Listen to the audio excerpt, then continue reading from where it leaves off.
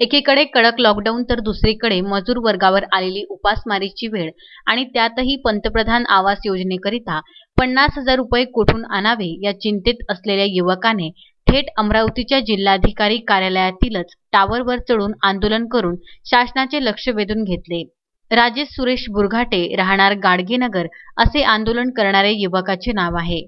शासनाने लॉकडाऊन लावण्यापूर्वी 10,000ची मदत करण्यात यावी, नंतर लॉकडाऊन लावावे अशी मागणी त्याने दिलेल्या निवेदनात केली आहे। सुरेश अपंग असून त्याला लॉकडाऊन काळात रोजगार मिळत नाही।